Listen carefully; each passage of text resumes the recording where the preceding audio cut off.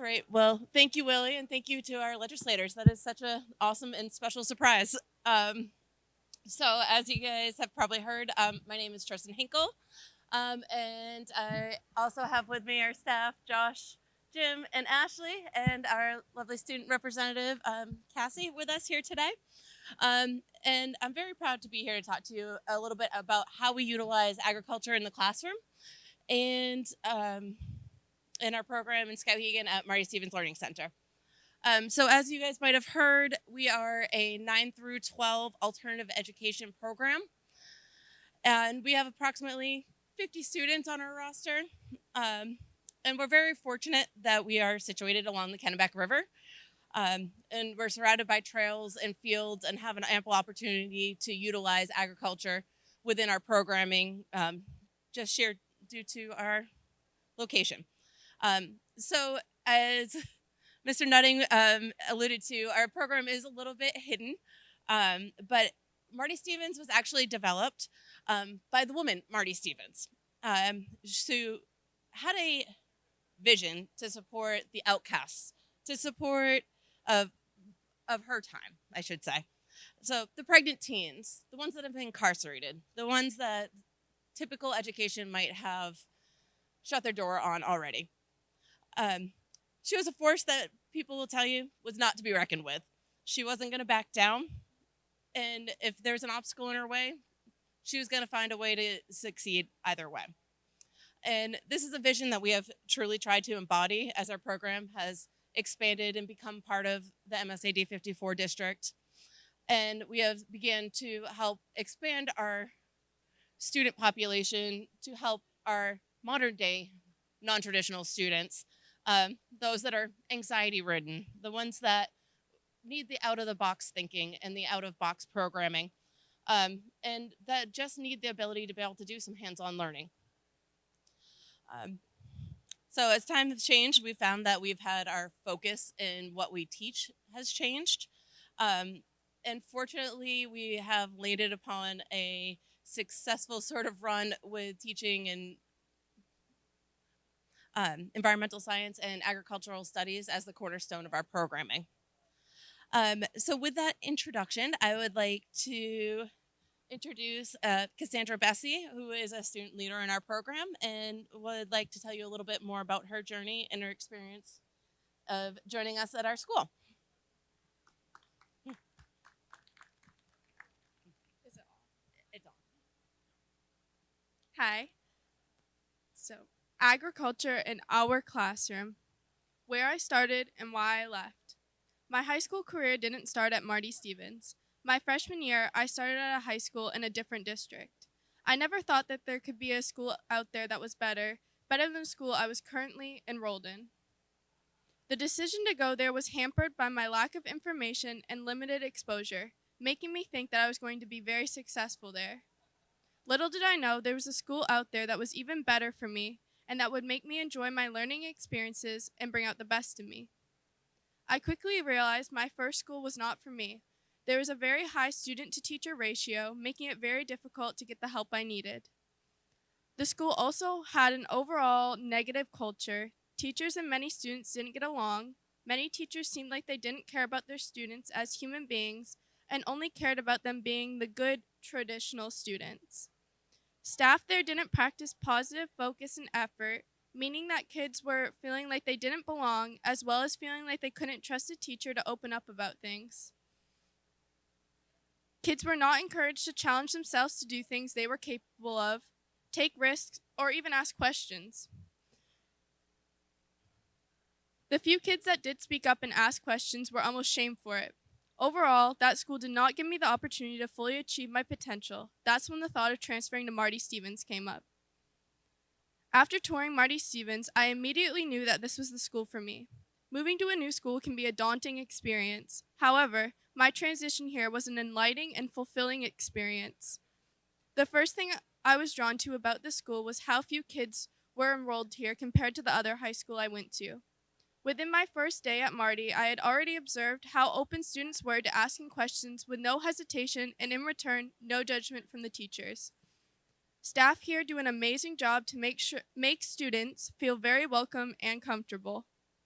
A striking aspect about Marty Stevens that I was quickly exposed to is their dedication to agriculture. The school maintains their own garden and aquaponics system that is set up in the geodesic dome. A few things we have grown in the dome include annuals, perennials, and vegetables. Something that I find fascinating about Marty is how we hatch and raise our own chickens. Over the year and a half that I've now been at Marty, we've been on some pretty cool field trips that have allowed us to forge lifelong connections with our community. Some examples include planting trees for local citizens, visiting a farm that showed us how to process chickens, and volunteering at a local farm. In return for volunteering, they taught us how to take care of livestock, and they also taught us how to process maple sap. After learning the process of making syrup, we tapped trees at our own school and were able to produce gallons of syrup. At Marty, we raise bees, which has opened up an opportunity for us to make honey to make honey. Yearly, we create a float that is in the local holiday parade. This year, our theme for our float was agriculture, which ended up being a big hit. From planting crops to raising poultry, students here are gaining hands-on experience and developing a profound understanding of sustainable agricultural practices. In conclusion, agriculture is of utmost importance for students to learn about due to its historical significance, practical implications, and impact on society.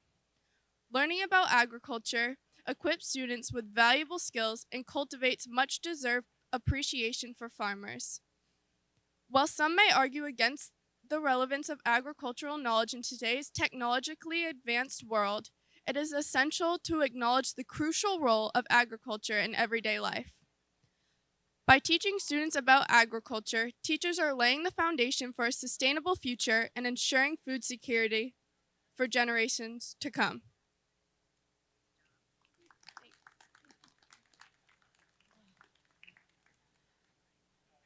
Nicely done, Cassie. Thank you so much for sharing that.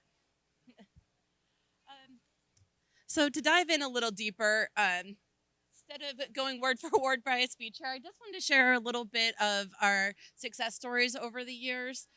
So this is actually our growing dome.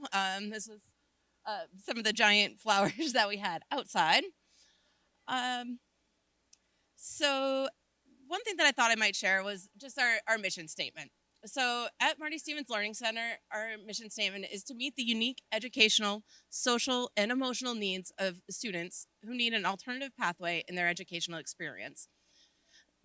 We aim to maximize our students' strengths through differentiated teaching and instruction. We offer a smaller setting, and we offer that alternative method for learning. So over the course of the years, we've come up with all sorts of different projects, and depending, as you heard, on the students that we have that year, we will vary what we're doing every single year. So some of the things that we've explored are, how do we create a system to expand our growing seasons? How do invasive species impact our ecosystem? How can we build something that can inspire more outdoor activities during the winter? How could I design or model a model to demonstrate the transformation of energy? Or even, how can we use Rubik's Cubes to help understand math? At the foundation of our programming is our volunteering efforts. We, every year, will have new community partners. We've spent at least a few hours a week at Lake George Regional Park. We have this year started really moving forward in our district and have been packing the food backpack bags, which helps with food insecurity throughout our district. And we also help with doing those local deliveries to each of the schools. We have volunteered at this animal shelter and many, many more, the Common Ground Fair. If anyone ever needs volunteer efforts, let us know.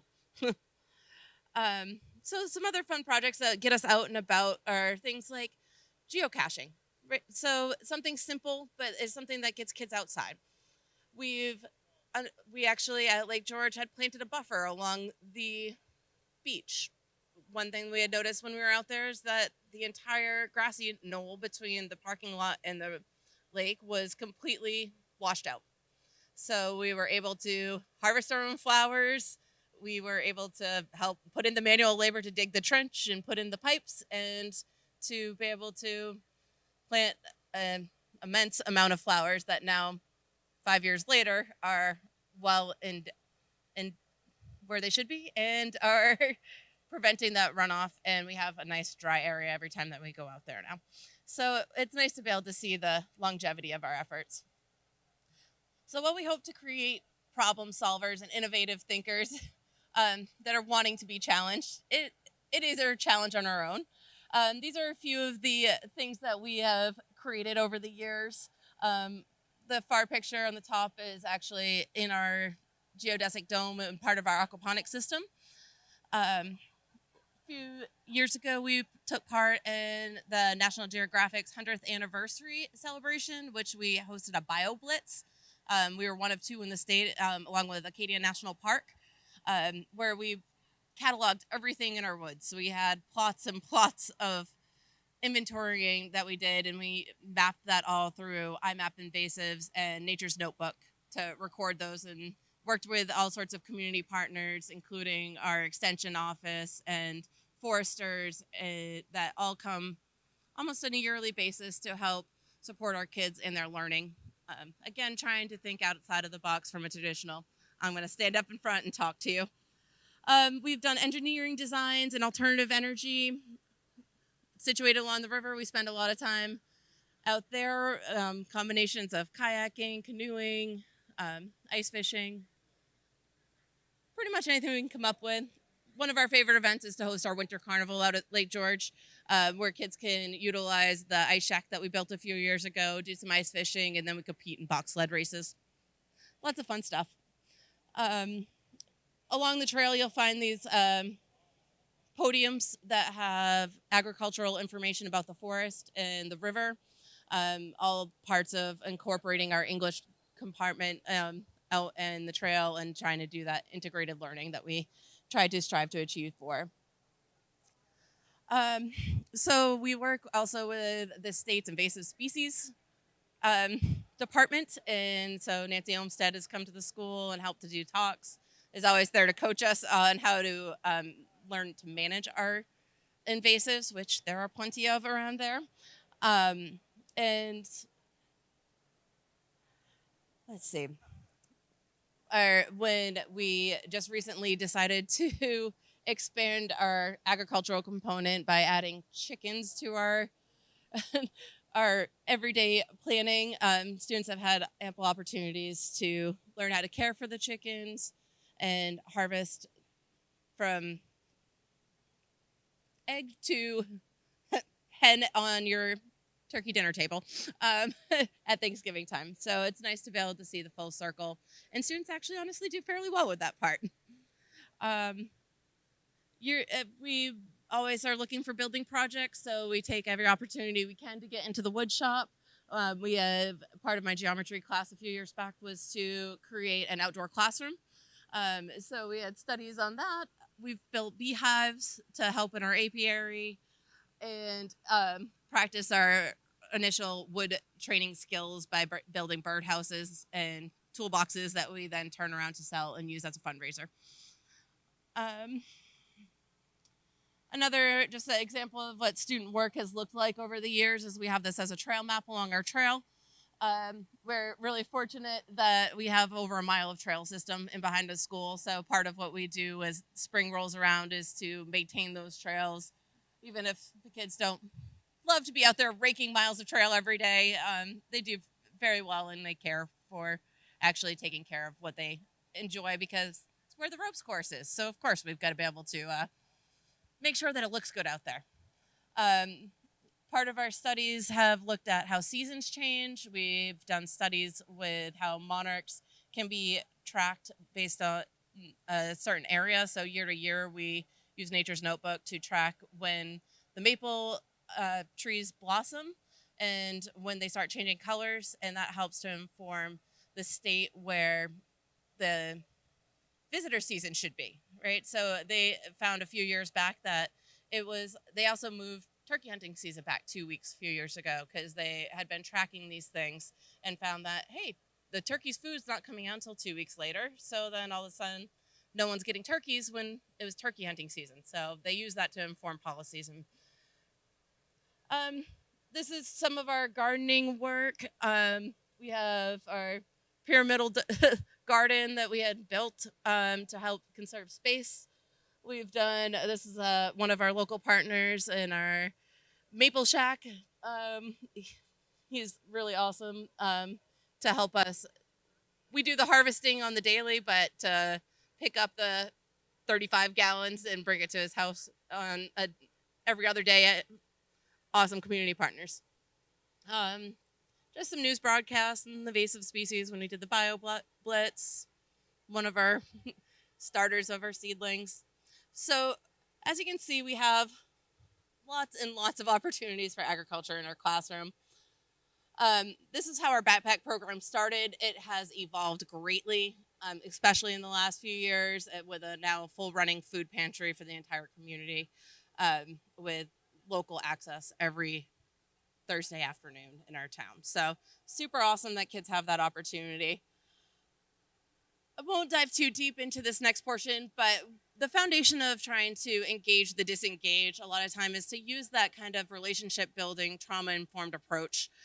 So while that's kind of become a buzzword, we basically what we're striving to achieve is to get to know the kid first and to recognize those signs when the kids are having a bad day that we need to alter kind of how we're teaching and what we're teaching. So patience is a virtue and just recognizing that kids aren't always coming to school with, a 10 out of a 10 and ready to, hey, can you take this test first thing when you come in the morning? And that's a lot about what we do.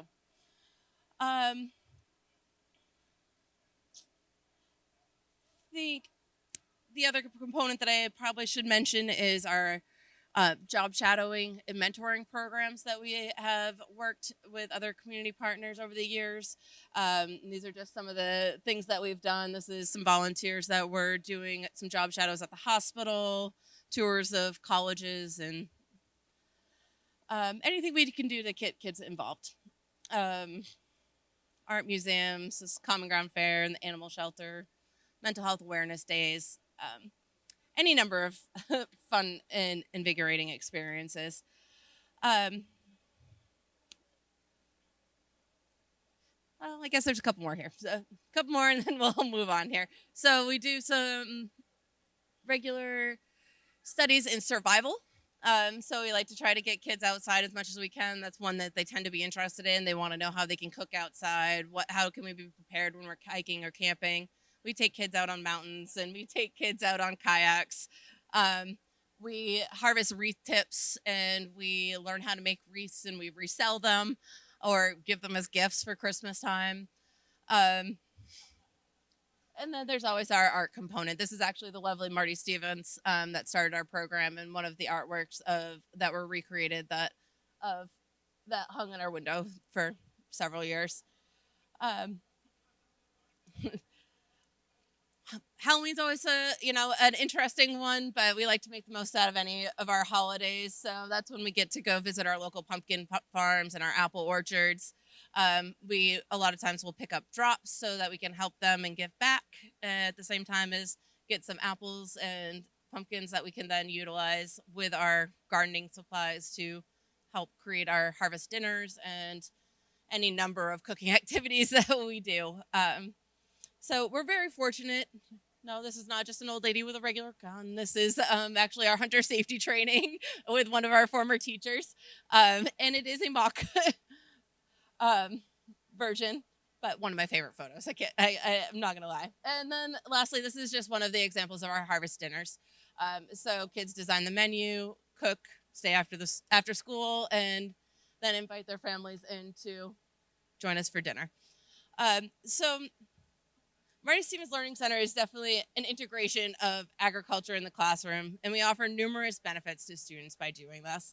By incorporating the hands-on learning experiences related to agriculture, students can develop a deeper understanding of where their food comes from, the role of agriculture, in the economy and the importance of sustainable practices. So, additionally, such programs can promote environmental awareness. They can foster an appreciation for nature and instill valuable life skills such as responsibility, teamwork, and problem solving. The use of agriculture in the classroom can also enhance their interdisciplinary learning by connecting subjects like biology and chemistry, environmental science, and math into real world experiences. Overall, the Marty Stevens Learning Center's approach to incorporating agriculture in the classroom demonstrates a commitment to holistic educational experiences and prepares students for success in both academic and practical endeavors. So, thank you to Maine Ag in the Classroom for having us here, and thank you to our legislators for joining us. Um, and we and thank you all for recognizing our efforts, and we look forward to our continued partnerships. Um, so we've left a few minutes here that if anyone has questions or wants to know more about our program or the grants or partnerships that we have with Maine Ag in the Classroom, my staff wasn't too willing to come up here and, hang out at the podium, but they're more than willing to answer questions and talk about some of the other day-to-day activities that we do. So lastly, I just wanted to thank the staff for all of their hard work and for being here today and just being there to support our kids on the everyday basis, even when the days are challenging and we sometimes are struggling. So thank you. Really nice job. I want to. And thank you so much for being the spokesperson. Cassie, fabulous job. Outstanding. I think that is the very best testament to these teachers is for one of their students to come and do that kind of a presentation. So thank you so much. Maine Agriculture in the Classroom is extremely proud of these teachers. We have already found out that one of them will be an award winner when we get to Salt Lake City. And we're excited about that. Congratulations to them. And all of them are award winners in our eyes. They'll be recognized at our national conference in June as our Maine Teachers of the Year for 2024. And we just couldn't be prouder.